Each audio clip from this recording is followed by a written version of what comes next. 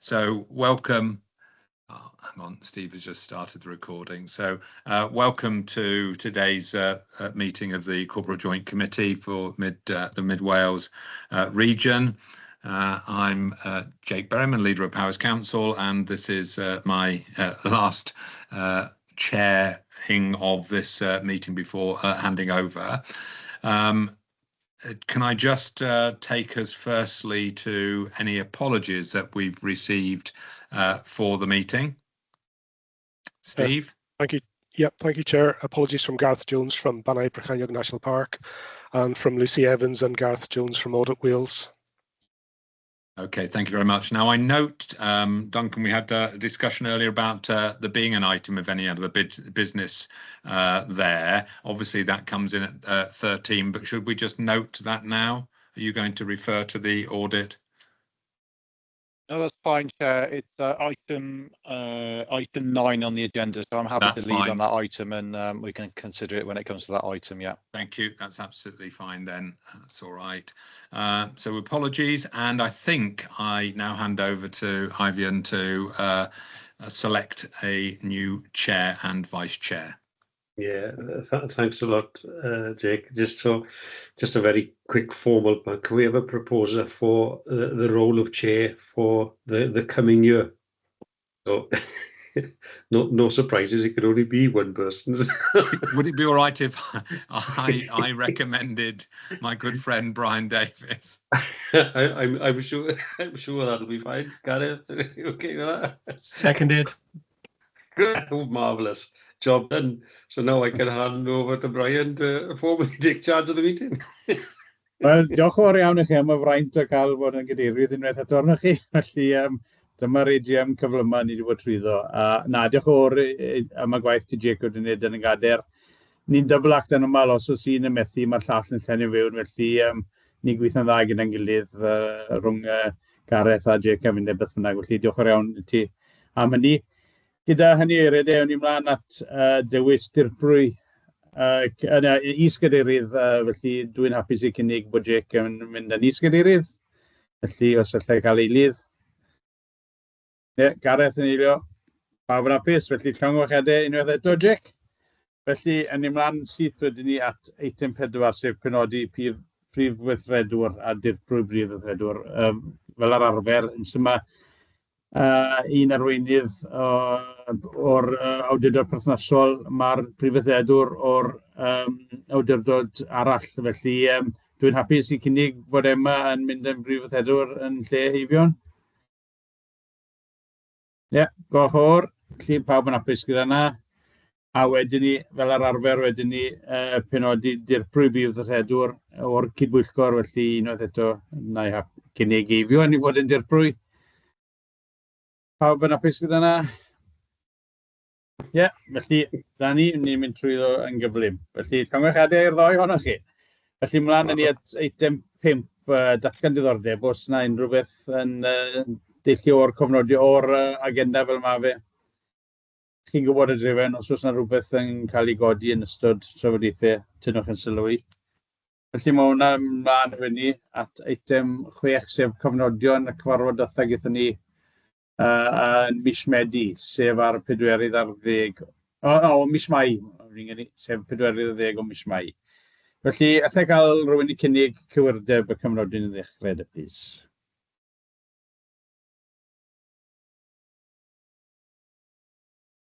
I'm happy to do so, Chair. Felly, Gareth yn hapus, Mae hwnna wedi pasio. Mae rhai camau gweithredu. Carwyn, ti am mynd ni trwy hynny? Yn gyflym iawn, cadeirydd. So, yr cam gweithredu cyntaf oedd o dan eitem 5 o ran y cynllun trefnidiaeth rhanbarthol. Mi fyddai'n diweddaru ar hwnna ar yr eitem ar y cynllun trefnidiaeth rhanbarthol heddiw. O ran eitem 5, nathon ni godi o ran yr rhaglen ynni trafodaethau strategol yn genedlaethol, mae'r gweithdai yna wedi cael ei cynnal bellach, a fyddwn ni bosib angen edrych ar darn o dan unrhyw fater arall o ran penderfynu enwebiad ar ran Canolbarth Cymru i'r dwi'n methu meddwl yn Gymraeg, NISO, yr Strategic Forum for Wales, gyn NISO'r National Energy System Operator. So fydd angen ni ystyried hwnna dan rhyw fater arall. Ond yr cam gweithredu nesaf wedyn oedd o ran eligibility pobl ifanc 14-16 oed o ran yr Local Growth Fund. Dyn ni gallu cadarnhau, nathon ni ddilyn lan efo Llywodraeth Cymru ar hwnnw. Y mae yna mateb wedi dod, byddwn ni'n gallu gweithio gyda, felly mae cam gweithredu yna wedi wneud. O ran delio gyda gweinidogion, y cam nesaf ydy gallai gadarnhau fod na lythyrau wedi mynd i'r Llywodraeth newydd i gynnal cyfarfodydd o ran y rhanbarth gyda chi fel arweinyddion. Mae da ni hefyd sawl cyfarfod yn y Royal Welsh wythnos nesaf gyda gweinidogion, lle gyda'r cam gweithredu yna wedi wneud hefyd.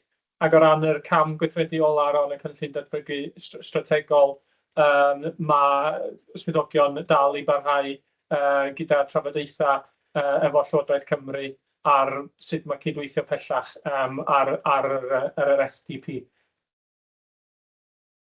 Oce, diolch yn fawr. Just o ran cwrdd â gweinidogion, mi wnes i ar ran cydbwyllgor yma. Ges i gwahoddiad yn y diwedd trwy Eifion Emma i siarad gyda Adam Price, sef aelod cabinet perthnasol dros yr economi.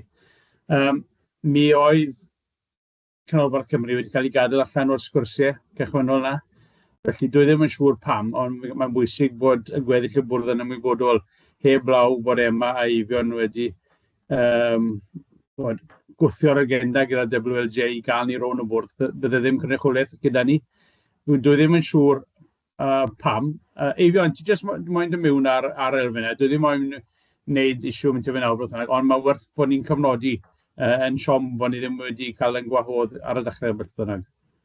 Ie, beth o'n nhw wedi creu yn y lle cyntaf, o'n nhw wedi creu fforwm a o'n nhw wedi dethol o dewis cynrychiolwyr o ardaloedd ar draws Cymru gyfan, a beth o'n nhw wedi penderfynu i wneud oedd cynrychiolwyr o'r de a'r de orllewin ac o'r gogledd. A yn anffodus, oedd neb yn cynrychioli'r canolbarth o gwbl, felly godes i ffôn i Emma a fi sy yn siarad gyda Chris Llewellyn wedyn, a wedyn ni bod, os o'n nhw'n edrych arno fe trwy lens CJC, oedd yna gynrychiolaeth o 3-4 CJC a CJC y canolbarth oedd ar goll. A wedyn ni'n eitha cryf bod yn bwysig bod llais y canolbarth yn cael ei glywed yn y fforwm yna. Beth sy'n rhaid i ni fod yn wyliadwrus ohono fe, mae fe'n ymddangos bod yr patrwm yna yn ymlygu yna'n mewn sawl fforwm bach arall hefyd. Felly bydd sgwrs pellach i ddod gyda WLG am beth hyn.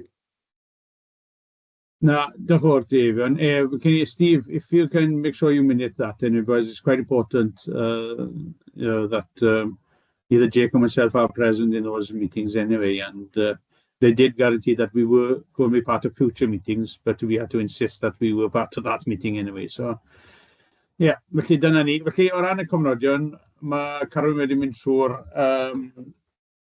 camau gweithredu. Felly, os yw pawb yn hapus gyda na, da mi hwn ati Jake yn o'r please.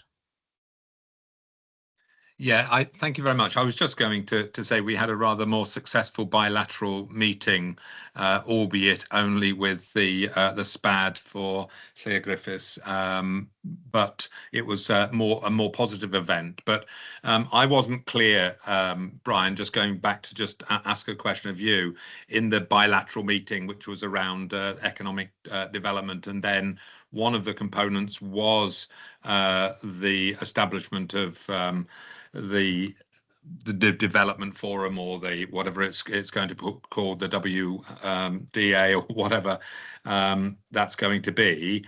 Where was that left? Did you get the sense of that there was a positive outcome? Because I wasn't clear in the very brief note that I saw. Yeah, no. Have we cracked it? Yeah, basically, I think it was more of an introduction more than anything. To put it mildly, there wasn't much meat on the bone, Jake. I think where we left it at the end was that there will be discussion with all the CJCs anyway. I did ask a question with regards to the future of the CJCs with this new agency anyway, but a lot of questions and not many answers anyway, Jake. So I'm not sure whether it was just to test the water, I'm not sure.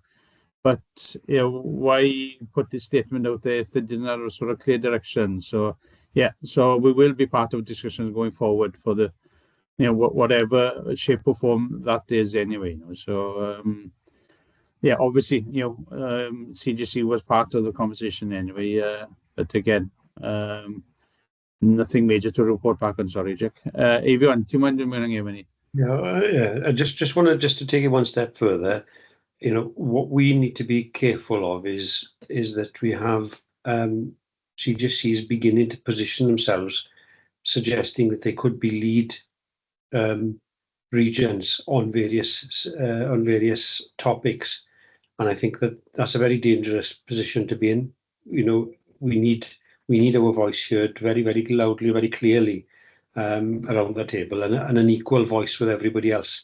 And I know that I've sent a message to the colleagues saying that I wasn't happy that the proposal was moving in the direction of a certain CJC could run it ahead on behalf of the whole of the country. And I said, that wouldn't be equitable or fair in any way, shape or form. So just to make sure that our presence in these bilateral meetings is absolutely critical. So we got representation. It doesn't matter who's there from Mid Wales, but somebody's got to be there from Mid Wales. Absolutely right. And whilst we may be criticised in some respects for this stage at CJC not being formal or, I mean, obviously it is formal, but carried forward in exactly the same way as the others. We do have an absolutely united voice, and we represent this huge swathe right across the middle of Wales. And it's absolutely right that we carry on making these representations. Thank you for your efforts. No, the project. Yeah, big isn't always beautiful, and I think we're quite effective in what we do as a small partnership, but we don't want to be swallowed up by the bigger CJCs as well. Anyway, so yeah, so Canweld, just fi ddim yn siŵr a bydde werth I ni dilyn lan ar hwnna falle, just I cael rai ymatebion. Yeah, so Carwyn, dy ti mewn o'r, fe cyn I mai bwysig, bod ni'n cofnodi fe, mae eisiau rhywbeth dilynol o hyn I gyd, fel bod y neges yn eitha clir.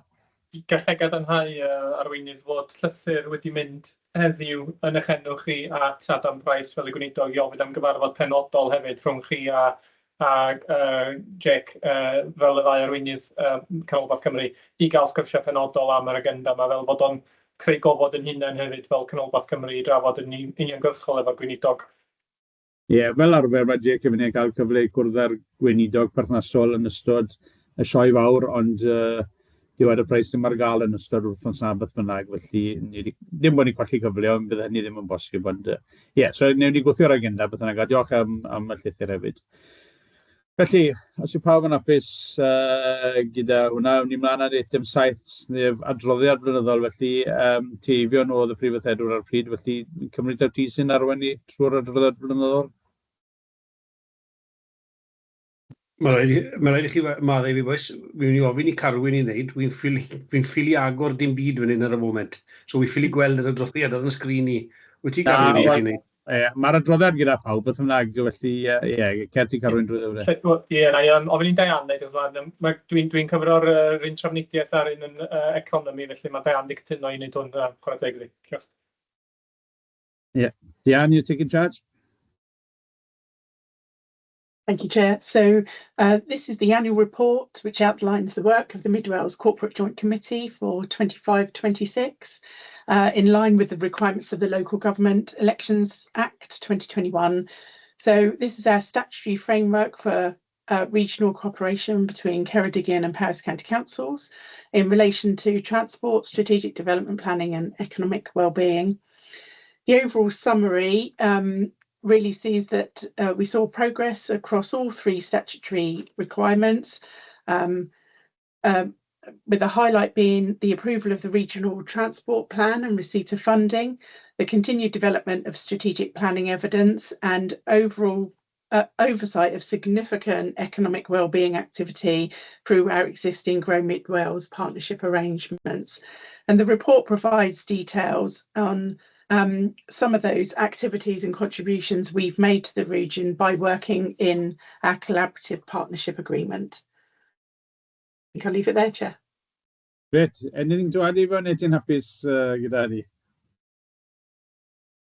Yeah, I got something to add. I owe Diane a very big drink. You've all heard it then. Felly, Jake. Yeah, I know we're coming on to transport, but I think what the annual report looking back does is highlight how I think we actually have punched above our weight here in respect of the slice of funding that we secured in respect of transport, and of course we also were very successful in drawing the wagons round to protect that when it looked like it may become vulnerable to other envious eyes looking at the size of the allocation that we'd received. And not only have we got this slice of the pie, our colleague officers are clearly working together and have proper plans in place to show how we're going to deliver it. So, you know, again, I just think it's a really good example of how we're making the partnership that we have really work for our region. Ie, na, diolch yn fawr am y geiriau ac yn y tegu y geiriau na hefyd, Jake, felly diolch yn fawr iawn. Felly, os nag oes i fi all rhywun dilyn yr adroddiad a, ni mlaen at eitem 8 nawr, sef adroddiad y swyddog 151 am alltro'r gyllideb, a hefyd ni wedi cywiro at yn barod adroddiad ar archwilio Cymru hefyd, felly Duncan bydd yn neud eitem 8 yna. Felly, o wedi ti wedi Duncan start off with eitem 8 then, please. Yeah, thanks, Chair. Yep, if I start with item 8, which is the outturn position for last financial year 25-26. So a bit similar to the Growing Mid Wales one this morning. This is obviously a historic report looking backwards, but it's a factual position for last financial year. So headline position then for the CJC is £328,000 worth of spend for last year, and that's outlined in Appendix A. And you can split that spend into general spend of £119,000, regional transport plan related spend of £170,000, and strategic planning spend of just under £40,000. So that's how the 328k breaks down. All of that 328k has been funded by Welsh Government grants. So we had 2 Welsh Government grants last year. One was on the regional transport plan front and one was on the general front to do with sort of improving capacity and improving capability and covering general CJC costs. So we've deemed all of our costs to be eligible for those grants. So both authorities have worked hard to try and maximise the level of eligible expenditure. We didn't quite reach the ultimate grant level, so it was slightly below full grant drawdown. It was 200k on each front we had, so we haven't quite maximised out, but we've done everything possible within the spend we have to draw down as much as possible. We then have had the contributions. We have drawn down from Powys County Council and Ceredigion £100,000 each, and also Banau Brycheiniog in terms of their 6,700 contributions. So we've still drawn down those contributions. So in effect, there has been a transfer to reserves at year end, which in effect equates to those contributions. Plus, because the CJC is a separate legal entity and has its own bank account, it has been cash flow positive during the year, so there has been some interest earned on balances. So again, that's ring fence for the CJC's purpose. So there's about £10,000 worth of interest. So that's helped with the balances as well. So in terms of Appendix B, that just shows the reserves position. So there's a split of reserves. You've got the general reserve, which now ends the year with a cumulative balance of £265,000, and a specific strategic planning reserve, which ends the year with £108,000. So elevated reserves because of the Welsh Government grant funding during the year. So they're available for one-off use at some point in the future, or at some point there could be a consideration of whether we returned a certain level of contribution to local authority stroke Banau Brycheiniog. So I think we'll keep that under review as to if reserves got too significant. That is a consideration at a future point, but probably not at this particular juncture. In terms of the audit process, then, just to confirm, the CJC still operates on an annual return basis because of the level of expenditure. So low level, light touch approach. So the annual return was submitted to Audit Wales on the 30th of June. So we have met and complied with the audit deadline. It also was internally audited by Powys County Council or by SWAP, who are Powys's internal audits. I had full internal audit sign-off before I signed it and before I submitted it to Audit Wales. So they've got until the 30th of September to do that audit, and then we'll bring that return back for final approval at a late September meeting of this meeting. So in summary, that's the outturn position. There are actually two recommendations because of the strategic planning bit being separate. So one recommendation is to note the general budget and the RTP position, and the second one is to note the strategic planning. So the first one is just for Ceredigion and Powys members, and the second one is for all members, including Banau Brycheiniog. I'll pause there, Chair, and happy to take questions. Diolch yn fawr. Felly ar eitem 8 i ddechrau fe, os yna sylwadau neu cwestiynau I nodi ma fe beth bynnag. Unrhyw beth o gwbl gan aelodau? Na, dim byd, pawb yn apus, felly pawb yn apus bod ni'n nodi hwnna. A wedyn ni, ran y llythyr gyda Gwylio Cymru, pawb yn apus gyda hynny, sylwadau neu cwestiynau ar hynny de. Pawb yn apus? Ie. Happy, Duncan? Yeah, probably just one comment to make, Chair, just for members' awareness, really. You know, credit to Emma, she challenged the Audit Wales position. There's two fees noted within their estimates. One is the fee for the annual return, which is very low value, £2,000, because it is a light touch approach. They deem it limited assurance, which is a strange term, but it's not a negative thing. It just shows it's light touch, which is in everyone's benefit, really.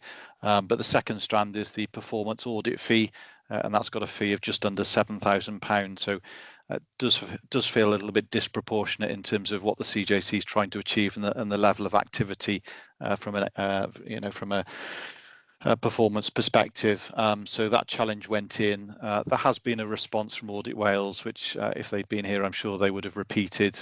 But it was a fairly, I'm going to be disingenuous. I was going to use the word woolly, but basically their response is saying, a bit like if any members were in the Growing Mid Wales board this morning, they're not intending to do a very specific piece of performance audit work, but they're proposing to assess the key risks facing the CJC and how we would govern and oversee those key risks. So still not exactly clear what that means in practice. So I think members are right to challenge that fee, and thank you for Emma for doing that on members' behalf, really. Na, un oedd eto mae werth cyfnodi bod ni wedi rhoi'r her na I dyn nhw bynnag. Ie, chi'n iawn, Duncan, codwyd yr un peth bore yma yn tyfu cynnwrfaeth hefyd. Felly, Jake, please. Yes, I mean, you've referred to this morning's meeting, and we can see, can't we, how the fees jump when we get into different categories of spend, and that is exactly the reason that we have not shifted and lifted and moved other work into this area in order to keep this a light touch approach to what we do to maximise the financial return into the region, rather than for it to be bled out into fees and charges elsewhere. So I think it emphasises the correct approach that we've taken here, and I do thank officers, as Brian has now, for the diligence they've shown in providing a rebuttal on that, and we need to keep doing so. Yeah, I think the fact that it's one hell of a jump, that's the issue anyway, and as Emma has pointed out, it's more than doubled anyway. So yeah, na, diolch o'r am na, Jake, a diolch am Emma am sylw blaen o'r ôl beth bynnag. Felly, os yw pawb yn hapus gyda na, ni mlaen at eitem 9, eitem 10, sef adroddiad ar safonau'r Gymraeg ar gyfer y cydbwyllgor yma. A fach o croesawu Carys Lloyd-Jones, yn blith ni edrych sydd yn mynd yn tywys ni trwy'r papur yma. Felly, prawn da, Carys. Diolch yn fawr iawn I chi. Ie, Carys Lloyd-Jones ydw I, fi yw swyddog polisi iaith Ceredigion. Fi ma'r ben yn hynna heddi, ond ma'r gwaith yma wedi cael ei gydlynu a dwi wedi gweithio'n agos gyda Siôn Rowley, sef swyddog polisi iaith Powys, ond bellach mae Siôn wedi symud i'r adran addysg o fewn cyngor Powys, ac mae swyddog polisi iaith newydd bydd hi yn ei lle dydd Llun nesaf, felly edrych mlaen I weithio gyda hi hefyd. Felly, jyst diweddariad sydyn I chi mewn ffordd am hysbysiad cydymffurfio safonau'r Gymraeg, y CJC yn benodol. Felly, gwybodaeth, mae gyda ni fel Cyngor Sir Ceredigion ein hysbysiad ni, a mae gyda Powys I hysbysiad nhw. Ond hefyd, ar ben hynny, mae gan CJC eu hysbysiad personol nhw. Gath I roi ni le ar y 4 o Ebrill 2024 ar ôl cryn ymgynghoriadau. Felly rhai falle chi sydd ddim yn gyfarwydd â hysbysiadau cydymffurfio safonau'r Gymraeg, maen nhw'n restr y safonau sydd yn rhaid nawr i'r CJC I gydymffurfio nhw. Felly, ychydig bach o nôl ymlaen wedi bod yn y gorffennol ynglyn â pwy sy'n gyfrifol mewn ffordd, achos does dim swyddog polisi iaith gyda'r CJC yn benodol. Felly dwi'n falch I weid bod fi a swyddog polisi iaith Powys wedi bod yn cydweithio ar hyn, a dwi'n gobeithio nawr fyddwn ni'n parhau I gydweithio ar ôl Caitlin I ddechrau ar ei swydd dydd Llun. Fi oedd cryn drafodaethau hefyd gyda'r Comisiynydd ynglyn â ambell I safon o fewn yr hysbysiad hefyd. Pethau oedd mewn ffordd ddim yn benodol neu yn amhosib bron I ni adrodd arno fel CJC. Enghraifft, mae yna ddisgwyl I ni rhoi adroddiad monitro blynyddol i'r Comisiynydd y Gymraeg. Yn barn ni, mae hwn yn braidd yr amhosib gan bod adroddiad monitro yn cynnwys data am gwynion, data am hyfforddiant staff, data am sgiliau iaith Gymraeg gweithwyr a data recriwtio I swyddi gwag. Ni wedi herio'r Comisiynydd ynglyn â hyn, ond yr ateb yw bod dal rhaid I ni gydymffurfio. Felly, dwi wedi cynnal amryw gyfarfodydd gyda ni fel swyddogion ym Mangheredigion a gyda Sir Powys, a dwi'n falch I weid bod ni wedi symud ymlaen. Ar hyn o bryd, mae yna ddogfennau gorfodol sydd rhaid I ni gael o ran yr hysbysiad cydymffurfio, pethau fel polisi grantiau, polisi cwynion ac yn y blaen. A beth I ni wedi penderfynu fel tîm ar hyn o bryd yw bod ni yn cadw'r hynna ar wahân ar hyn o bryd. Felly, maen nhw moyn gweld, mae'r Comisiynydd eisiau gweld rhain lan ar wefan y CJC. Felly y penderfyniad dwi'n cynnig heddi yw bod ni'n rhoi polisi grantiau Powys lan a bod ni'n rhoi polisi grantiau Ceredigion lan a'r un peth gyda'r polisïau eraill I gyd.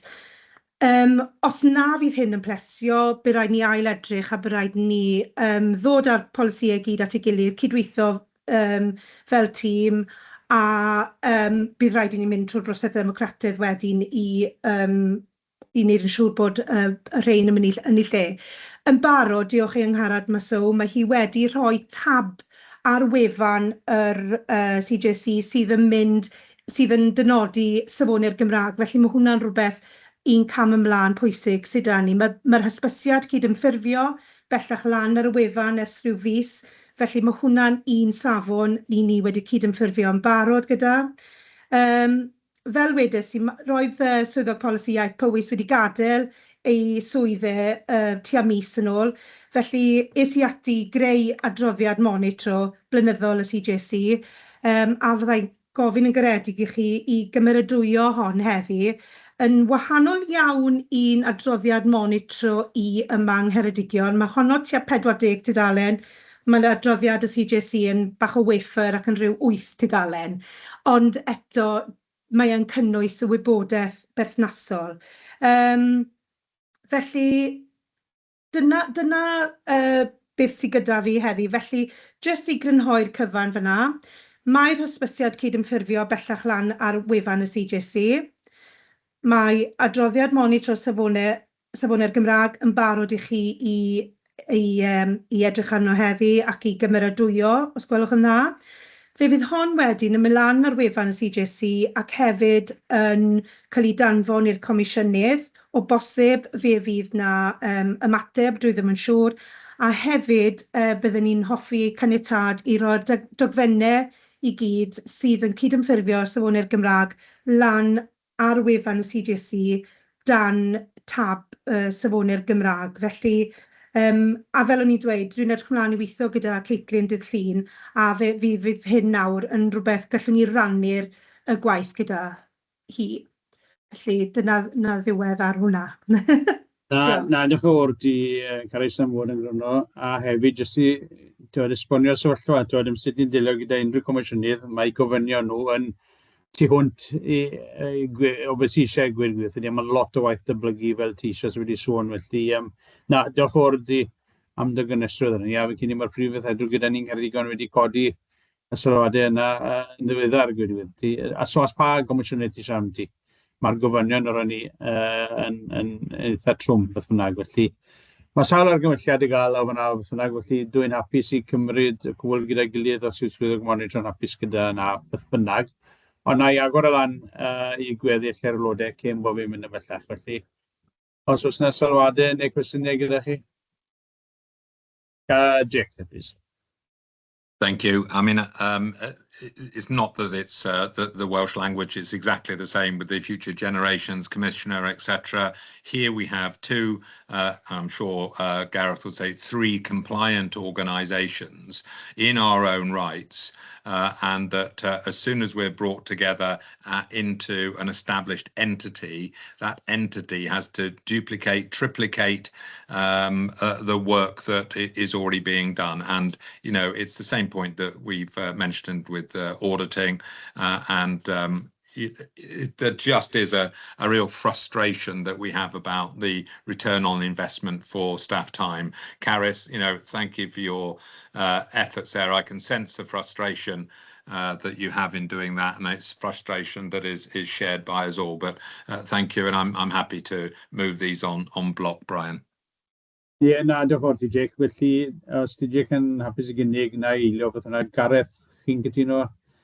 Ie, felly, am hwnna di baso, dwi'n yn siŵr o ran lefel swyddogion, a allan ni fod yn anfon llythyr at y Comisiynydd yr Iaith Gymraeg o ran beth ni wedi sôn amdano. Carys, bydde ti'n hapus yn eifio, ond ti'n mynd cyn bod fi'n mynd â Carys, ne?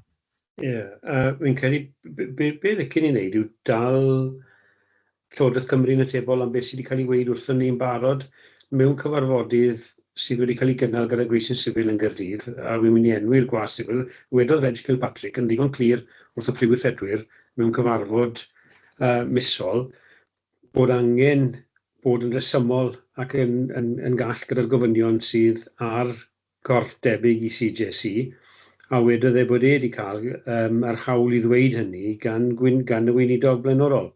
Felly, mae sy'n ni sgwennu nôl at y gweithio sifil ac at y gweinidog yn atgoffa nhw bod angen bod yn rhesymol gyda hyn oll. Pan siaradais i gyda Comisiynydd yr Future Generations Act, oedd Derek wedi troi rownd a gweud bod yn hollol dderbyniol bod ni'n defnyddio gan mai dim ond cyfuniad o'r tri ohono ni sydd yn yr bartneriaeth yma, a bod yn strategaethau corfforaethol ni bron yn union rhywun peth, achos mae'r union rhyw fath o heriau gyda ni yn yr ardal daearyddol gwledig ni, wedodd bod e'n hapus gyda hwnna. Felly mae un comisiynydd yn gwrando ar y neges, mae un arall wedyn yn penderfynu na, mae'r deddf yn gweud, a felly mae rhaid i chi wneud. A fi'n credu bod angen i ni cael yr eglurder yma nôl, ail ymweld gyda beth gath i weid wrtho ni yn blaenorol gan y gweision sifil a gyda'r gweinidog. Na, diolch fawr ti, Ewan. Felly byddwn ni'n cymryd bod y llythyr yna mynd yn enw Emma fel y prif weithredwr presennol? Neu oedd wrth ei fel cadeirydd? Byddwn ni'n awgrymu bod e'n mynd oddi wrtho ti Brian fel cadeirydd, achos mae ar ddiwedd y dydd, y person sydd ar penderfyniad yw'r gweinidog, allwn ni herio'r gweision sifil, ond y gwleidyddion sy'n goffod rhoi'r cyfarwyddiadau, a fi'n credu bydde fe'n dda beth os ydy'n bolon bod yn mynd yn enw di fel y cadeirydd am y flwyddyn. Ie, na, hapus i wneud. Felly, os ydych chi rhoi rhyw fath o sgerbwd o lythyr i fi gan bod wedi cael y trafodiaethau yn barod beth bynnag. Felly, jyst mater o adgyfnerthu'r neges nas eisiau hwnnw. Felly, os yw Jake hapus bod y llythyr yn mynd yn enw i? Ie, diolch o fawr. A felly, cyn bod fi'n mynd i Carys hefyd, o ran be wedes i yn y diwedd y dodroddiad, bod yr argymhellion yn cael eu cyhoeddi a'r polisi yn cael eu cyhoeddi ar gwefan y cydbwyllgor beth bynnag. Felly, dyna ti'n ôl mewn hefyd. Na, jyst i ychwanegu, ni wedi herio hyn, a dwi ddim yn credu bod y Comisiynydd yn deall beth yn union yw'r cydbwyllgor bod ni wedi trio esbonio. Felly mae adrodd ar ddim byd i fi yn hollol ddibwrpas. A wnaethon ni leisio na yn yn llythyr ni, ond na, oedd angen e. So, ni wedi wneud y gwaith na, beth bynnag. Felly, cawn weld beth fydd yr ymateb a ewn ni o fyny.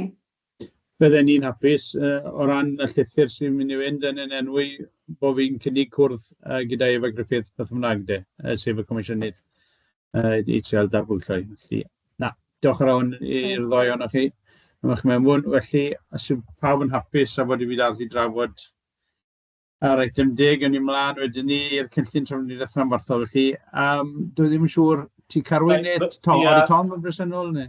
Na, ymddiheriad ag un Tom Lewis, ond mae Rodri a John yma ar ran y manylder, ond maen nhw wedi gofyn i fi gychwyn off efo'r adroddiad, ond os unrhyw fanylion, na Hospital Basi neu John neu Rodri ar y prosiectau. So diolch cadeirydd. Diweddariad byr i'r CJC o'r is-bwyllgor trafnidiaeth y CJC ydy hwn ar gynnydd gweithrediad cynllun trafnidiaeth rhanbarthol. Fel dyn ni wedi sôn eisoes yn barod, mae rhanbarth Canolbarth Cymru wedi derbyn swm sylweddol o jyst dros 13 miliwn o arian i weithredu'r cynllun trafnidiaeth rhanbarthol ar gyfer y flwyddyn ariannol 26-27. Mae'r adroddiad yma'n darparu diweddariad o'r waith yr is-bwyllgor ac hefyd yn darparu gwybodaeth ariannol o lle mae pethau arni yn y chwarter cyntaf yna, ac gobeithio y bwriad ydy rei hyder i chi fel cydbwyllgor bod pethau yn gweithredu fel yn ôl y disgwyl, a hefyd hyder i Llywodraeth Cymru fod ni yn gallu gweithredu'r arian a mae yna bethau'n digwydd. Yn adran 2 o'r adroddiad mae ddiweddariad eitha manwl fanna fel gallith rhywun ddisgwyl, mae gwariant yn y chwarter cyntaf wastad yn mynd i fod yn eitha araf. Mae yna wastad lag yn mynd i fod rhwng pryd mae'r cynlluniau'n cael ei rhoi mewn lle aros nes derbyn y llythyr cynnig yn y Llywodraeth ac wedyn dechrau gwario ar y llawr, mae wastad y lag yna. So, ar tudalen 2 neu tudalen 52 o'r pecyn adroddiad, fan'na mae'r tabl o'r gwariant, ond beth sy'n eitha dda i weld o fan'na di, mae yna wariant ar rhan fwyaf o'r cynlluniau oedd ar y gweill y blwyddyn hyn eisoes. So mae chydig dros 100 miliwn wedi wario eisoes o fewn y chwarter cyntaf sydd yn eitha good going. Dwi'n credu mae'r gwaith wedi cychwyn, ond fel mae adran 2.4 ymlaen yn dechrau dweud, mae yna waith yn digwydd ar rhai o'r prosiectau allweddol na yn y rhanbarth, gan gynnwys canol tref Aberhonddu, yr rhan cyntaf o'r gwaith yna, bydd yn cael ei gwblhau mis nesaf yma rwan, a hefyd yr link rhwng Ibers yn Gogerddon ac Waun Fawr, so Abernifation i Waun Fawr. Mae'r ail ran o hwnnw wedi cael ei gwblhau, a bydda y trydydd rhan o hwnnw yn cychwyn wan yn yr ail chwarter. So fel mae'n sefyll, mae jyst o dan 400 o'r grant wedi wario fel mae'r adroddiad wedi cael ei sgwennu, ond gan gymryd mewn ystyriaeth faint sydd wedi cael ei ddyrrannu, mae hwnna'n agosach i bron i jyst o dan 30%. Felly, cynnydd da jyst o feddwl na hwn di'r chwarter cyntaf o weithredu. Yn adran 3 wedyn, mae jyst yn gwneud diweddariad i chi yma ran yr ochr revenue o sut dyn ni'n rheoli'r rhaglen cydbwyllgor corfforaethol. Felly mae Tom yn adrodd i fi'n ganolog fel rhan o'r gwaith y cydbwyllgor a Growing Mid Wales, ond mae'n gweithio ar draws y tima awdurdod lleol Mhowys ac Ceredigion. Mae dipyn o arian ar gael gen y Llywodraeth, arian grant revenue wedi ddaranu ar gyfer y flwyddyn 25-26 i weithredu a helpu gweithredu y cynlluniau yma. Gan fod y costau canolog, sef yr RTP Team Core costs yma, yn eitha isel o oddeutu 177,800, sef costa Tom a chydig o swyddogion cefnogol eraill a gwaith eitha gweinyddol sy'n mynd rownd rheoli rhaglen rhanbarthol. Mae yna benderfyniad wedi wneud i ddyrrannu yr 367,000 o arian sydd ar gael yn y pot yna yn uniongyrchol i Powys ac Ceredigion fel awdurdod a lleol, fel bod nhw efo capacity a'r cefnogaeth yna i weithredu y prosiectau. So mae yna gytundeb o fan'na wedi digwydd yn yr is-bwyllgor, a byddai'n gofyn i chi fel cydbwyllgor os byddwch chi'n fodlon cefnogi'r newid yna yn y gyllideb, achos fod yr is-bwyllgor yn trafod y manylion, y pwyllgor yma sydd efo'r cyfrifoldeb dros cyllideb ar y cydbwyllgor corfforaethol, ond mae'n nôl at hwnnw. Yn adran 4 mae yna ddiweddariad ar flwyddyn nesaf, so fod ni'n megis wedi cychwyn wan efo'r flwyddyn gyntaf o weithredu y cynllun trafnidiaeth rhanbarthol, a wedi cychwyn yn eitha cry. Mae gwaith yn mynd rhagddi gan y swyddogion hefyd ar gyfer cynllunio yr ail flwyddyn. Mae hwn yn ymateb i ddeheuad aelodau fydd eisiau cario ymlaen i dderbyn symiau sylweddol o arian. Mae'r cynllun strategol sgynnon ni fel cynllun trafnidiaeth rhanbarthol yn uchelgeisiol iawn. Mae yna lot fawr o waith ynddo fo. Mae'r faint arian gawn ni ddilifro byth yn mynd i matcho be di'r deheuadau yna, ond mae yna waith yn digwydd rwan i wneud siŵr bod gennym ni restr faith o brosiectau draws yr rhanbarth fydd yn gallu cael ei gwthio ymlaen, a fydd ni yn gallu gwneud achos go greu byddwn ni eisiau arian o symiau tebyg os nad mwy os ydy'n bosib yn y dyfodol y blwyddyn nesaf. Mae lot o waith ynghlwm â hynny, a mae'r swyddogion yn y ddau gyngor sir yn amlwg yn eitha flat out rhwng gweithredu'r cynllunio blwyddyn yma ac yn paratoi ar gyfer y rhaglenni blwyddyn nesaf, achos mae lot o asesu technegol angen digwydd ar y prosiectau yna. Ond y bwriad ydy fod yr cynlluniau yn dod nôl i'r fei rwan ar cychwyn yn yr Hydref, a byddaf yn dod nôl i'w gael eu cyflwyno yn mis Tachwedd i Llywodraeth Cymru i gyflwyno wedyn y rhestr o brosiectau ar gyfer gobeithio cael dyreniad sylweddol blwyddyn ariannol nesaf. O ran adran 5, mae hwnna'n ymateb yn benodol i'r drafodaeth gafon ni'n yr cydbwyllgor corfforaethol yma ddwythan mis Mai ar sut dyn ni'n cyfathrebu y cynllun trafnidiaeth rhanbarthol a cyfathrebu y cynllun a cyfathrebu'r prosiectau. Mi gymryd cam gweithredu arna fi wedi codi efo Tom. Maen nhw wedi bod yn trafod fel tîm a swyddogion, a mae'r is-bwyllgor wedi bod yn edrych ar hynna. Mae yna strategaeth cyfathrebu rwan mewn lle i wneud siŵr bod effaith y rhaglen yn cael ei gyfathrebu'n glir, yn rheolaidd, a fod yr neges yn mynd allan fod y cyhoedd yn y canolbarth yn gwybod fod yna faint o waith sy'n digwydd o dan y maes yma. Felly, yr argymellion yn adran 6 ydy fod y cydbwyllgor yn nodi'r cynnydd sydd wedi cael ei wneud yn y chwarter cyntaf, a'r gwaith sy'n mynd rhagddi rwan i baratoi'r gyfer flwyddyn nesaf, a nodi fod gwaith wedi digwydd ar yr strategaeth cyfathrebu, ac yn y 6.2 fod y cydbwyllgor corfforaethol yn hapus ac yn cytuno efo sut mae'r arian refniw wedi ddyrannu o ran rheolaeth y rhaglen fel sydd wedi cael ei nodi yn adran 3 o'r adroddiad yma. Diolch Cadeirydd. Diolch yn fawr, Diolch Arwyn. O ran eitem 6 o ran argymhellion, ni'n ei bod yn siarad i safon y Gymraeg, mae eisiau tseco'r sillafu ar yr papurau yn Gymraeg o ran tudalen 52 hefyd, jyst a ti falle nodi na falle hefyd. Felly, mae Carwyn wedi sôn ar argymhellion, felly cyn bod ni'n mynd i'r bleidlais, da mi hwnna Jake. Jake, please. Yes, thank you. We've got both our officers here. I'm just going through the table in section 2, Carwyn, but perhaps you can help because it runs through and it says we get to Q1 committed expenditure and there is an amount, and then the next column is committed and actual expenditure against the grants awarded, and it's a percentage. You did say, you know, about what some of the actual numbers were, but I think this might benefit from having just an actual column and expenditure, and then you can have a percentage, because I can't see the actuals that have been spent to date in there. If I'm reading it wrongly, please advise, so we can see that.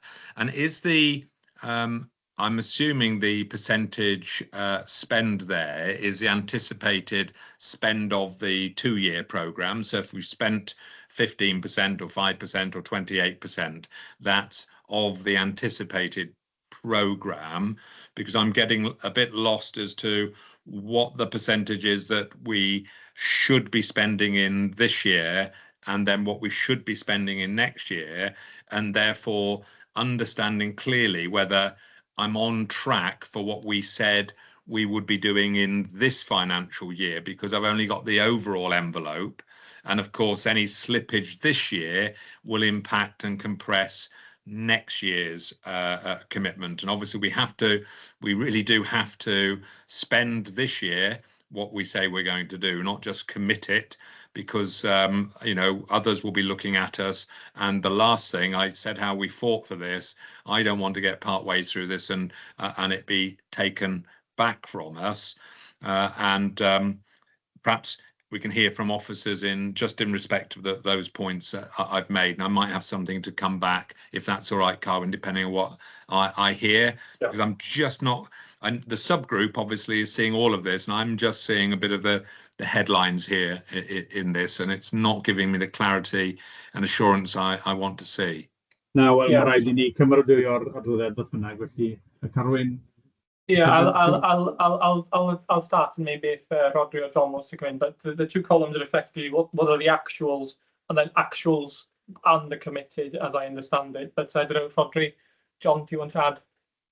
Yeah, if I can come in there, Carwyn, just in terms of the third column along there, the Q1 expenditure to 23rd of June, that's the actual spend that's already gone out the door, if you like. And then the final column then is what's been spent and committed. And when we say committed, the budget has been committed to schemes, across the board. Where we say the way we're using committed in this context is tenders have been signed. So we're just waiting for the contractor to go out on site. So individual schemes have got their allocated budgets. But these are ones, if I take the active travel Ceredigion one, and Carwyn mentioned the Ibers to Wainfawr scheme, when this report was drafted, or in Q1, that funding had been committed because the tender had been awarded. The contractor was actually started on site on Monday. So, it's spent money, if you like. It's definitely going to be spent. Whereas some of the other schemes are they've got budget allocated to them at this moment. The 13 million and everything you're seeing on this table is just year one spend. So there's nothing year two in here. We'll be developing the year two program now over the coming months, and I think, I know we're working to a minimum of 12.8 again for year two. Our concern is obviously with the change in administration, everything that's going on in Welsh Government around the Menai Bridge and the M4 options, around Newport there. Our concern is that we won't be getting the 12.8, but we're working towards the 12.8. So we're fully committed to delivering this 13 million this year, and we're fully committed to developing a programme of in excess of 12.8 billion for next year. Thank you very much. Thank you for the clarification. I was obviously not reading it very sensibly or correctly, and you have confirmed it's just this year. But of course, our performance this year will matter absolutely, won't it, in terms of keeping the attention of the Minister in terms of any promised allocation for next year. So I just, John, again, Rodri, just assurance that you are keeping your a watchful eye over contractors, and because we probably won't see this again now for several months, will we? And I'm sure that so it'll probably be into Q2, Q3 before we see it again. So I'd hate for there to be slippage that we weren't cited on. If I may come in there, yeah, Jake, thanks. It looks quite concerning, doesn't it? Because we're in Q1, it doesn't look a huge amount of spend. It's not unusual, like Q1, Q2. There's a lot of planning, a lot of stuff which goes into those two, and then you will start to see a significant increase in quarters 3 and 4. I'm fairly comfortable there'll be a fairly big change in Q2 because of the works in Brecon, which are about to complete as well as early on in the quarter, which is relatively unusual. But I get the nervousness, but it's not unusual. For example, if Ceredigion and Powys were significantly different in terms of our commitments at this time, I think there would be a little bit of concern. But Roger, if you're going to give any further assurance that it's quite normal in terms of capital profile? Yes, and you know, from a Ceredigion perspective, we've got 1.85 million there against the highways line. That scheme's, or the majority of the funding, that scheme isn't due to come online until Q4 because it's a multi-year scheme. So we wouldn't expect to see that funding early on in the year. What we want from Welsh Government, obviously, before we put a shovel in the ground on that one, is the commitment that the year 2 funding is there. So I think we do need to still push Welsh Government to confirm that the year 2 funding is coming in and at levels that we've got this year as well. Thank you. And if I may, Chair, then part of the recommendation is to provide some additional revenue support to just make sure that the teams have got capacity to deliver this. Is that my correct understanding? John, you want to come in on this? Or?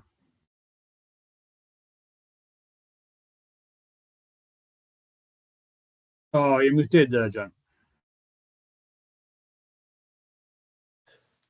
Sorry, just to confirm, you were saying would we prefer additional revenue capacity to ensure that we can deliver? I thought that's what was indicated in the recommendation that you were notifying us of the change in profile there. That is what is being suggested yes. in section 3. Yeah. So that's what I'm seeking the recommendation and support for. Yes, and I was just checking that was to give you the capacity to make sure you carry on delivering. It's ensuring that both local authorities have got the capacity to effectively recruit people or backfill to ensure that they've got people to deliver the schemes.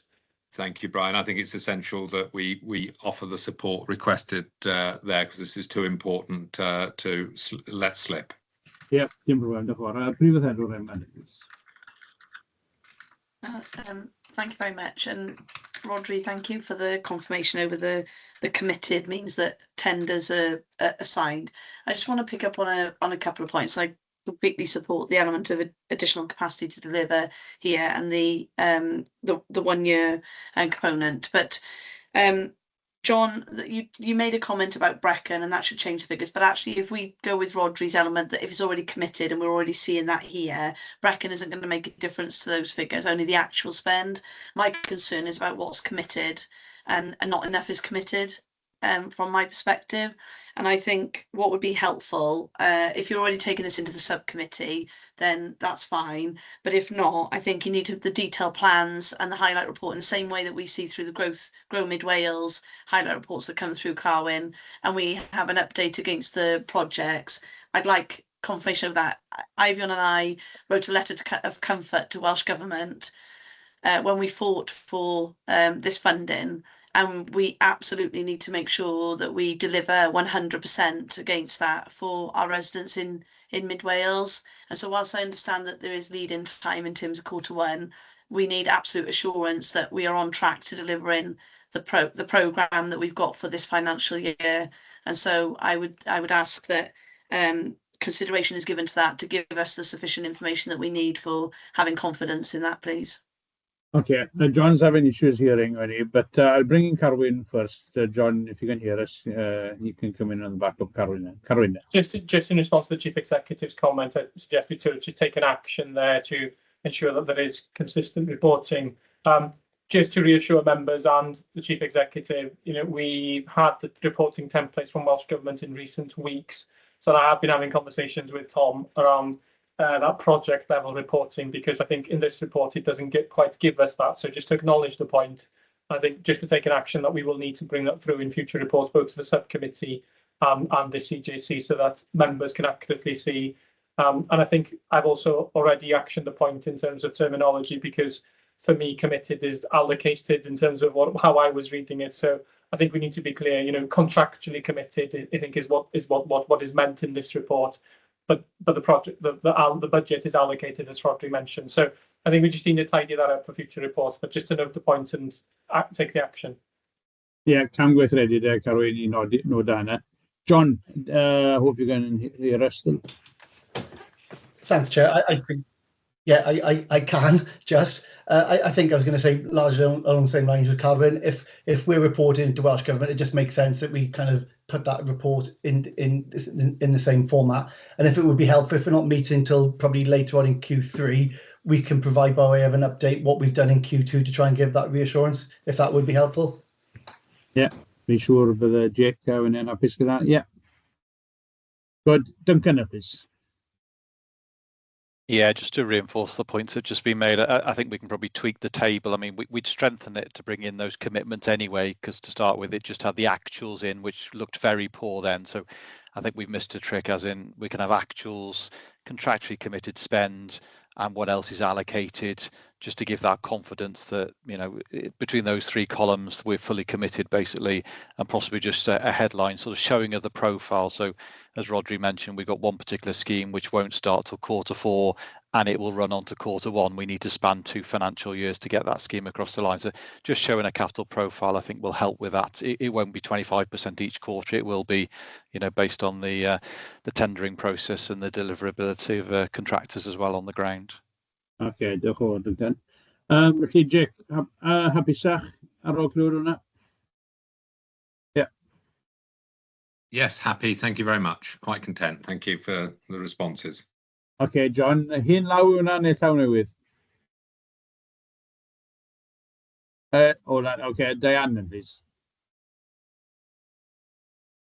Thank you. I just wonder whether we do, under the CJC, have a scrutiny function as well. So I just wonder, to give more assurance to the board, whether we could use the scrutiny function as part of this. They did actually look at the plan in detail, so it would feasibly be the next step to look at the delivery. Yeah, delivery plan, not the actual delivery. Yeah, I take that for granted anyway. So any thoughts on that, Jake? Sorry, I'm very happy with that. Thank you. Yeah. Sorry. Okay, diolch yn fawr. Felly, os y pawb yn hapus gyda na, o ran yr argymhellion bod ni'n y ddoi elfen yw bod ni'n nodi ac yn cymryd ffurfiol y gyllideb arfaethedig. Felly, gyda'r un ychwanegol wedi carwyn o ran yr arian revenue? Yeah. Ti'n just mae'n mynd trwy geiriad hwnna fel bod pob un yn glir? Yeah, so eith y geiriad o ran yr argymelliad revenue, os ydych chi'n ffeindio fo. Yr fersiwn Saesneg sydd gyda fi, mae gennau ofn, ydy that the CJC notes and formally approves the proposed 26-27 operational CJC regional transport program management and administration budget and local authority allocations as outlined in section 3 of this report. Felly, Jake, hapus? Yeah, no, I'm happy. We had a solid explanation of that, and I think we need to put that resource in to deliver. So quite content with that proposal. Yeah, happy to move. Yeah, pleidlais Jake efo ni hwnna. Mae Gareth yn gadael ni beth fynnag, felly diolch yn iawn prawn da, Gareth. Felly, dyna ni mlaen nesaf at eitem 12, sef y llys economaidd, sef y gronfa twf lleol. Felly, ti carwyn un o'r sy'n tywys ni trwy'n. Diolch cadeirydd. Fel fydd y lydan ymwybodol, ni wedi trafod y cronfa twf lleol neu'r Local Growth Fund am bell i waith, ond dwi'n hapus i reid adroddiad fwy llawnach yna fo heddiw a ble mae pethau wedi cyrraedd. Fel mae pobl yn ymwybodol, ni wedi ers sawl blwyddyn ers gadael yr Undeb Ewropeaidd wedi derbyn arian o Lywodraeth Prydain drwy lawr Levelling Up Fund, yr UK Shared Prosperity Fund. Yn fwy diweddar, mae yna gytundeb wedi bod rhwng Llywodraeth Prydain a Llywodraeth Cymru i ddarparu arian i'r dyfodol drwy lawr Llywodraeth Cymru. Felly, rhaglen olynol i'r Shared Prosperity Fund ydy'r Local Growth Fund, ond mae'n bwysig iawn nodi dydy o ddim yn i'w cymryd i lef o'n uniongyrchol. Mae yn rhaglen gwahanol. Mae Llywodraeth Cymru wedi ei ddylunio fo mewn ffordd chydig yn wahanol. Mae o'n fwy strategol. Mae fwriadau fo yn lot mwy yn perthnasol ar gyfer gwneud twf economaidd fwy hirdymor i rili dyfu busnesau, edrych ar sgiliau a hefyd i edrych ar is-adeiledd draws Cymru. Ar gyfer Canolbarth Cymru, mae'r gronfa yn gyfle i alunio yr lleol a rhanbarthol. A beth dwi'n feddwl efo hynna ydy mae'r ffocws yn llai ar pethau fwy cymunedol, fwy adfywio, ond mae o'n gyfle i ni allu gweithredu fel tîm yn y canolbarth rhwng sicrhau fod gen i blaenoriaethau lleol, ond yn mewn ymagwedd bach mwy strategol yn rhanbarthol. Fel dwi'n dweud, dych chi wedi derbyn adroddiad ar yr LGF ar prif nodweddion yn ôl ym mis Mai, ond bellach ni wedi derbyn y dyraniad ar gyfer y flwyddyn gyntaf, a mae'r swyddogion wedi bod ar draws polisi Ceredigion wedi bod yn gweithio ar draws cael y rhaglen lan i weithredu yn y flwyddyn gyntaf yma. Mae lot o waith yn digwydd ar hyn o bryd ydy edrych ar y prosiectau, gweithio fel tîm, gweithio gyda Llywodraeth Cymru, a mae yna bach o nôl ymlaen digwydd gyda'r Llywodraeth ar y canllawiau ag y dangosyddion ar gyfer y rhaglen. Ond mi dyn ni wedi derbyn yn ôl mis dwytha yma rwan, ac mae'r ddau gyngor yn gweithio rwan i greu cytundeb rhwng awdurdod i weithredu'r rhaglen yma. Achos yn ôl penderfyniad y cydbwyllgor corfforaethol rhai misoedd yn ôl, dyn ni ddim yn rhoid yr Local Growth Fund na'r arian y Local Growth Fund i fewn i'r cydbwyllgor corfforaethol. Ni wedi penderfynu fel rhanbarth i gadw'r trefniadau oedd gynnon ni, fel rhanbarth fod gynnon ni y ddau awdurdod lleol yn gweithio ochr yn ochr a'i gilydd, y Ceredigion yn awdurdod lleol arweiniol mewn enw o ran yr arian, ond y magwedd gweithio mewn tîm Canolbarth Cymru i weithredu'r gronfa yn hytrach na roid o fewn i corff y cydbwyllgor corfforedig. Felly mae'r ffocws y tîm yma ar hyn o bryd ar weithredu'r flwyddyn gyntaf yma yn 2026-2027, ac mae lot o weithredu, lot o waith gweinyddol, lot o gwaith datblygu prosiectau digwydd ar hyn o bryd yn fan'na. Mae'r gwaith yna'n cael ei adrodd yn ôl yn fewnol yn y ddau awdurdod lleol, a dydw i ddim yn mynd i fewn i'r manylder yma o pa prosiectau yn y cydbwyllgor yma, achos mi fydd y sianeli o fewn y ddau awdurdod lleol i drafod hynna. Prif bwrpas yr adroddiad yma ydy i drafod efo chi fel cydbwyllgor corfforedig yr cynlluniau ag y canllawiau sydd gan Llywodraeth Cymru ar gyfer blwyddyn 2 a 3 o'r gronfa, sef o blwyddyn nesaf ymlaen. Mae pwyslais a ffocws gyn Llywodraeth Cymru ar wneud siŵr bod yna rôl gynyddol a fwy weledol gan y cydbwyllgor corfforedig mewn gweithrediad a rheolaeth y gronfa twf lleol ar gyfer blwyddyn nesaf ac y trydydd flwyddyn. Mi ydyn ni wedi gwthio nôl chydig ar hynny o ran Llywodraeth Cymru, mi gallwn ni ddatblygu rôl fwy weledol a rôl i'r cydbwyllgor corfforedig, ond dydyn ni ddim, fel mae'r cydbwyllgor corfforedig yma wedi cytuno, dydyn ni ddim yn mynd i roed yr arian i fewn yn y cydbwyllgor corfforedig, dydyn ni ddim eisiau ychwanegu at y faich weinyddol sydd gyda ni o redeg y cydbwyllgor. Mae gyda ni drefniadau sy'n gweithio, ond yn cydnabod falle fydd eisiau fwy o welededd rhanbarthol ar y penderfyniadau ar y gronfa yn y blynyddoedd i ddod, bod angen bach mwy o welededd yn allanol o fewn y rhanbarth o'r penderfyniadau sy'n cael ei greu, ac sut mae hynny'n clethu at ei gilydd o'r lleol i'r rhanbarthol. Felly, dyn ni wedi gosod allan cynllun i Llywodraeth Cymru os sut byddwn ni'n rhagweld hynny'n digwydd, ac yn gyffredinol byddwn ni yn edrych ar fod y pwyllgor yma yn derbyn fwy o adroddiadau ar y cronfa twf lleol yn y flwyddyn yma. Bod yna ddim penderfyniadau chi'n gwneud flwyddyn hyn, byddwn ni yn dechrau sianelu adroddiadau i chi fel cydbwyllgor fel fod bach mwy o welededd, bach mwy o ddealltwriaeth o sut mae'r gronfa'n siapio yn y flwyddyn gyntaf. Mae Llywodraeth Cymru hefyd yn adran 2.10, fyna'n pwynt 2.10, dwi'n sôn fod Llywodraeth Cymru wedi rhoi 200,000 o arian refeniw i'r cydbwyllgor corfforaethol i helpu gyda datblygu y transition yma, neu'r symudiad i'r model newydd o weithio yn blwyddyn 2 a blwyddyn 3. Felly, maen nhw eisiau am i ni ddefnyddio'r arian i wneud siŵr bod ni yn gallu gweithredu yn y ffordd maen nhw moyn i ni weithredu yn y blynyddoedd i ddod. Mae lot o drafodaeth wedi bod rhwng uwchswyddogion yn y rhanbarth a draws Ceredigion a Powys rownd yr heriau economaidd sydd gyda ni. Mae yna lot o hynna wedi cael ei codi bore yma, a dyn ni'n trafod o'n gyson yn y cydbwyllgor corfforaethol yma yn ôl yn mis Mai a dros y misoedd dwytha. Ydy, o ran y canolbarth, os dyn ni'n edrych ar amcan newydd Llywodraeth Cymru o ran twf cynhyrchiant, rili deall, be ydy'r opsiynau sydd gyda ni, achos dyn ni'n aml iawn yn sôn amdan diffyg arian, y diffyg ariannu, a dyn ni'n sôn amdan y system o sut dyn ni'n cael yn ariannu, ac yr anhegwch sydd gyda ni'n y canolbarth yma. boed o'n sgiliau, boed o'n tyfu busnes, boed o'n tyfu'r economi, boed o'n adfywio. Os oes gen i ni system ariannol sy'n mynd ar sail poblogaeth, wel dydy'r arian dyn ni'n mynd i dderbyn ddim yn mynd i ddilifro yn erbyn yr amcanion yna. Mae hwnna'n yn wir o'r trafnidiaeth hefyd, oedd ni'n gwneud y pwynt gynna. Felly, dyn ni yn argymell fod ni'n defnyddio 25,000 o'r 20,000 dyn ni wedi dderbyn gan Llywodraeth Cymru i gomisiynu darn o waith eitha bespoke, really, levers for growth neu lifrau ar gyfer twf. A be dyn ni eisiau trio edrych arno fanna ydy, be ydy'r pethau allweddol gallwn ni edrych arno fel rhanbarth, be allan ni afol nhw o'i tynnu, ti hwn ti jyst gofyn yn mwy o arian, os na bethau gallwn ni wneud mewn ffordd gwahanol, neu a dyn ni eisiau uwcholeuo neu reid ffocws allweddol gyda'r Llywodraeth newydd o ran be yn y system bresennol sydd ddim cweit yn gweithio. A fe hwnna'n allweddol i arweinyddion i chitha pan bydd trafodaethau'n digwydd efo gweinidog economi newydd, achos yn lle bod ni'n disgwyl iddyn nhw osod allan y cyfeiriad ar ran yr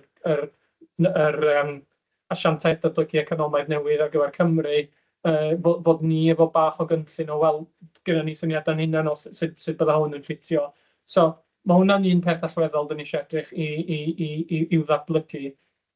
Y gofyniad sgyn Llywodraeth Cymru hefyd o'r arian yma ydy bod ni'n datblygu cynllun twf rhanbarthol neu Regional Growth Plan. Wel, mae gyda ni'n barod gweledigaeth ar gyfer twf yng Nghanolbarth Cymru. Fe ddogfen datblygwyd 6 mlynedd yn ôl, ac mae'n hen, mae allan o out of date go iawn bellach. Be dyn ni'n argymell i wneud yma ydy bod ni'n defnyddio'r arian yma i gwrdd i ddiweddaru'n blaenoriaethau ni'n rhanbarthol. Mae Cyngor Powys wedi datblygu strategaeth economaidd newydd, twf ym Mhowys, a maen nhw'n lansio fo yn y sioe frenhinol wythnos nesaf. Mae Ceredigion hefyd wedi bod yn diweddaru cynllun datblygu lleol nhw yn eitha diweddar, a cynllun datblygu lleol, cynllun datblygu'r economi, cynllun datblygu lleol yn rhywbeth hollol wahanol. Ond mae gennym ni 2 gyngor sir sydd efo cynlluniau strategol economaidd diweddar iawn, eitha clir. Mae yna lot o luniau, mae yna gyfle da fan hyn i blethu pethau at ei gilydd, ac a ddweud gwir, ddefnyddio'r arian yma i becynnu pethau at ei gilydd, a fod y cynllun twf rhanbarthol yma fydd yn cynllun i am y 10 mlynedd nesaf fel rhanbarth. Felly, be dwi'n esbonio yma i aelodau ydy fod mae'r cyfle gyda ni, dwi'n credu mae'r cyfle yn eiraidd rwan, i ddod gwaith yma at ei gilydd, defnyddio'r arian mae'r Llywodraeth Cymru wedi rhoi i ni i reid y cynllun rhanbarthol yma mewn lle, ac yn adran 3, be fyddwn ni'n neud efo yna, diweddaru lot o'r gwaith. Mae lot o gwaith asesiadau economaidd wedi wneud, a mae gyda ni'r opsiwn hefyd o ddefnyddio tîm o economyddion neu economists Llywodraeth Cymru i reid y data a'r gwybodaeth i ni, ond byddwn ni'n eitha awyddus fod ni'n defnyddio y gwaith mae'r 2 gyngor lleol wedi wneud. Mae lot o waith wedi digwydd rhwng tlodi gwledig a lot o'r heriau yma da ni wedi bod yn trafod. Wedyn, rili beth da ni eisiau trio wneud ydy defnyddio'n timau'n hunain ar draws y 2 gyngor sir i adeiladu hwn fel fod fyddech chi fel aelodau efo sicrwydd rili fod y cynllun yn adlewyrchu y blaenoriaethau yma da ni wedi bod yn ei trafod, a fod o'n un cynllun clir ar gyfer y canolbarth, bydda wedyn yn cyfeirio gwaith yr cronfa twf lleol yn y blynyddoedd i ddod. Fel dwi'n dweud, byddwn ni'n defnyddio'r arian fel fyddwn ni'n gweld yn briodol i ddilifro'r amcanion yna.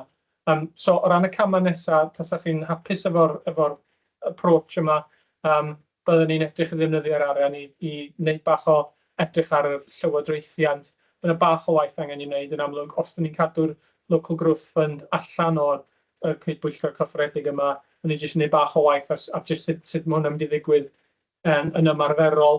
So, disgwyliadau'r Llywodraeth ydy fod y cydbwyllgor yn mynd i orfod wneud y penderfyniadau terfynol.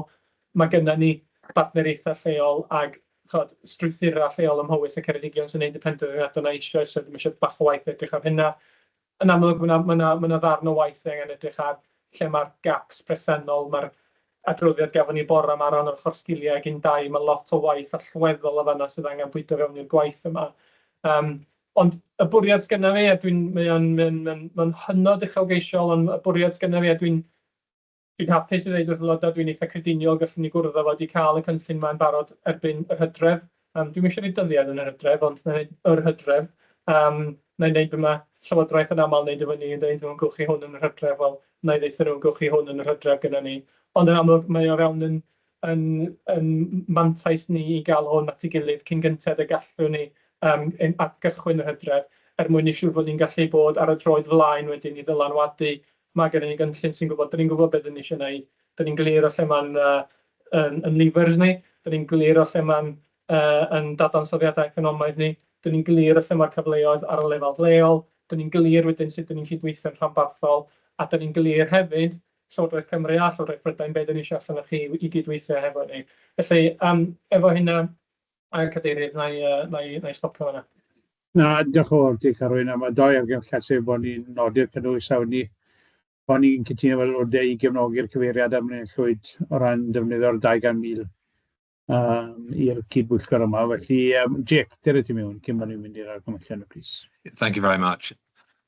Yeah, thank you very much. And I completely endorse the approach that is set out. And I'm pleased that you're receiving some degree of flexibility, because my fear when the new proposals from the old government were set out and they indicated a period of transition whereby we as local authorities would continue to deal with growth fund monies, but then, as you've indicated, years 2 and 3 and beyond, that would transition to CJCs. My heart sank at that point because of all that we've said about lifting and shifting responsibilities and the bureaucratic burden of doing so. And if I hear you correctly, we have achieved a middle ground whereby we will promote the joint working and the CJC as an organ for this, whilst actually behind the scenes continue to put the money through our existing systems so that we avoid all of that cost. If that is the case, that's fantastic. I would also wonder whether there is still a commitment of this new government to have the rather dogmatic approach that I've just described in years 2 and 3, and whether or not actually through dialogue with them we might actually have increased flexibility. You know, I still think we have to fly our own flag, plough our own furrow here to demonstrate that we can do things differently to the other CJCs. I think that remains really important as part of my ethos here, and I fully endorse the levers report that we've identified.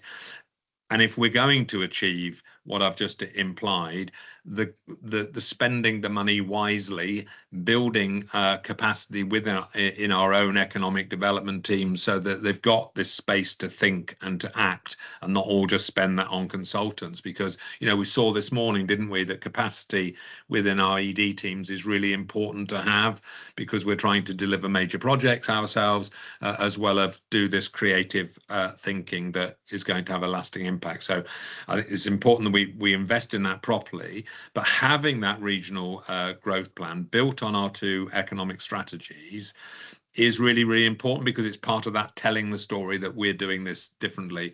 And we are demonstrating very early on. So whilst you may not give us a date in October, Carwyn, we need to be really clear that we have rushed out of the traps in this race to produce a very clear strategy that is combined, that will demonstrate to this new government that we have a clear and insightful path ahead of us to this shared growth across Mid Wales. So that's really important. And I'll come back. I'm looking at the sort of next steps here, etc. And what I have said as well a number of times, whilst we are on a slightly different timetable with the regional strategic plan, the STP, Strategic Development Plan, I think it's still important that we have that shared vision for what planning growth and planning, what that means across our area. So in Grow Powers, for instance, and in the PPA that we've just had it's a real plan, but it won't be public yet, but I'll just, share it here. One of the ways for Powys to grow is to have greater residential development than has been allocated to us from the centre hitherto. And Brian and I, we've talked, haven't we, about, you know, growing our smaller villages and getting development out into our countryside and spreading that sustainable rural pattern of development that we're talking about. And I think we just need to use this as an opportunity to set out our stall, set out our ambition, and set out how we will use the planning process, whether it's through an LDP, an SDP, or support to really drive economic growth that we're talking about across the region. So I think that we need to put a package around this to demonstrate we will do things differently here, and we will deliver this, and that we can be trusted to do that through the mechanisms that we've got. So sorry, I know you've heard me say that before, but I do think this is a real opportunity for us to put that together as part of this approach, and I'd hate that we miss that. So yeah, I do endorse what's here, Brian. Na, diolch yn fawr, Jake. Ie, mae'n sylw da iawn. Mae'r cynllun yn gret o ran beth ni'n gwynebu, ni'n gwybod am. Risg yw pa gywiriad mae'r cydbwyllgor yn mynd. Felly os na risg bod yr cynllun hir dymor falle ddim yn mynd i gael ei wireddu, achos mae'r carped cael ei tynnu dan yn trad i bob pwrpas. Felly fel wnaethon ni cyfeirio gynnau falle ar asiantaeth datblygu newydd. Felly Carwyn, dere ti nôl, please. Yeah, diolch, Cadeirydd. Yeah, so your interpretation is correct, Leader, in terms of the middle ground that we've struck with this, in terms of the transition. I think we've gone on the basis, and I think as both chief execs have sort of iterated many a time in relation to CJCs, is this is in the spirit of partnership working and governance arrangements, you know, where they add value and they make sense.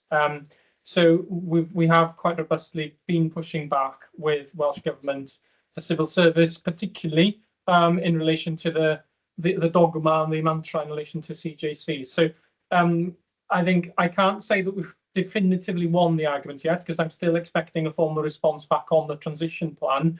However, we are going on the basis of, well, these are the arrangements we've got. Tell us if they're wrong. Tell us why exactly are they wrong, and you know, so we're operating on that basis. In relation to Councillor Bryan's point and both Councillor Berryman's point around the future government and direction of travel on CJCs, I think some of that was recently hinted in the WLJ bilateral with Adam Price.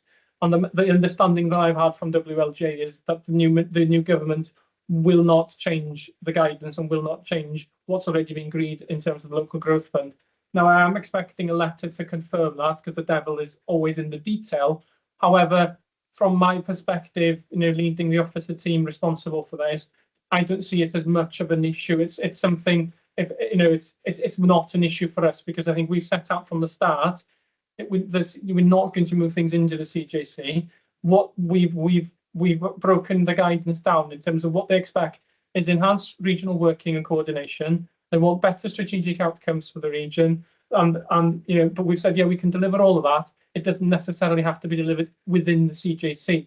The CJC is the two local authorities. Yes, it's a physically separate legal entity, but we're not going to put it in there because of the administrative burden on all of what we said before. We've got a system that works, and we can still deliver the outcomes, because at the end of the day, in public service, the message we've as officers have put back to the civil servants is, you know, we should be about delivering outcomes for the citizens and businesses of Mid Wales, not, you know, bureaucracy for bureaucracy's sake. So just to assure members that your interpretation, Councillor Jake, is correct.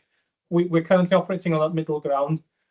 There is a discussion with other leaders, because I think there has been some miscommunication, misunderstanding that the new government may change the position in relation to the local growth fund. My understanding is that they won't, subject to receiving that letter. On your point, Leader, around getting out the gates quickly, I'm not one to throw a challenge to my team, but I have, you know, I will give you reassurance that the date that they're working on for this adoption of this regional growth plan, so I want to try and take it to the currently diarised 1st of October CJC meeting, so you've got it in final form for them. So it's a bit of a high bar and a high ask, but that will force a lot, well, does force a lot of activity now. So we've already had an internal workshop with the two economic development teams yesterday. So we've already started work on it, not resting on our laurels. They'll be busy over summer now. I'll be off some of their Christmas card list, but it'll ensure leaders that we will have, hopefully in the September, we'll have a bit of workshop with members once we've started to formalise this a little bit better. I'm hoping that it'll come to this CJC for adoption formally on the 1st of October, which means some of the discussions will be in the parliaments with the minister by then anyway, and that document will follow in terms of, right, this is the plan. Diolch yn fawr ti, Carwyn, a diolch yn fawr am dy mewnbwn i'r pwnc check. Felly, os ydych chi'n hapus bod ni'n mynd i'r argymhelliad, fi wedi mynd trwy nhw eisoes byddwn. Felly, Jake, hapus bod ni'n dilyn y ddoi argymhelliad? I am, yes, I am. Ie, diolch yn fawr. Felly, mi'n gefnogol, felly, o'n rhwng y ddoi ni wedi, felly. Hwn wedi pasio, felly, diolch yn iawn. Felly, mae hwnna'n arwain ymlaen at unrhyw fusnes arall nawr, a mi nath Carwyn sôn gynnau bod eisiau ni enwebu aelod o'r fforwm yma a tuag at fod ar neso. Jake a fyny wedi bod yn siarad yn gyda'i gilydd ar un, mae arbenigedd y fi yn y maes yma yn ogystal â Jake o ran yr elfen cynllunio, achos mae hwnna'n rhan bwysig ohono fe. Mae yna rhwystredigaeth gan Jake a fyny o ran y cyfeiriad, really. Mae'r un cwestiynau sy'n cael ei holi yn aml yn mynd i cyswllt grid, nid dim ond falle am yr voltage uchela, ond am y pethau sydd yn poeni datblygiad lleol o ran creu ni ar y system lewn cyfi neu'r 33 cyfi. Felly mae Jake yn wneud heb cael atebion rili i'r cwestiynau yna'n barod o ran pa gyfeiriad mae National Grid a Scottish Power yn mynd. Felly yn dilyn tywydedd, dwi'n hapus i cynnig bod Jake yn cael ei wynebu o'r fforwm yma i fod yn aelod o neso. Felly fi'n cynnig yn anffurfiol beth hwnna. Felly Jake, wyt ti'n cymryd hwnna? Yes, thank you, Brian. I think we do that on the basis that should I not be able to attend, that you will second. So, as with all of these things, I think that we put ourselves forward as we transition between these roles as a double act. If I can't make it, then you go, and we'll just obviously keep each other abreast of developments and the shared frustrations and opportunity that we want to express. So thank you for that. I accept that, and I'm not certain what formal process there is, but we'll leave it with officers to make sure that we get that put forward. I was going to say, Leader, I'll take an action to liaise with the energy team now, and they'll liaise with the National Energy Systems operator. So as I understand it, there will be formal invitations coming out over the summer, but because you have now resolved the nomination, we can be on the front foot and try and be organised and ensure we push the nomination in. Thank you. I'm just wondering, should we have an agenda item once you've met up, Jake, just as possibly feedback on the findings, or Yeah, I think it wouldn't hurt us, would it, to pop an item on future agendas anyway, seeing as now it's it's something that we're doing from the CJC, that we ought to just record feedback from that here. Yeah, and it is, and it does affect Ceredigion and Powys equally anyway. Again, talking about the shared frustrations anyway, Jake. So, yeah, felly, Steve, if you can make sure that there's something in the agenda once the NISO have met up anyway. So, okay, diolch yn fawr, Jake. Felly, os na unrhyw fater arall, any other issues anybody's got that's not on the agenda? If not, thank you very much. Felly, dyddiad y cwar yn sai yw'r cynta o hydre. Felly, dyna ni. Felly, Eifion, os ydych chi sefyll ar alwad, mae eisiau ni gael sgwrs tu allan y fforwm yma, beth hwnna. Felly, os nag oes i fi all, dim un o prawn da i chi. Diolch yn fawr. Leave you to it. Cheerio both. Goodbye.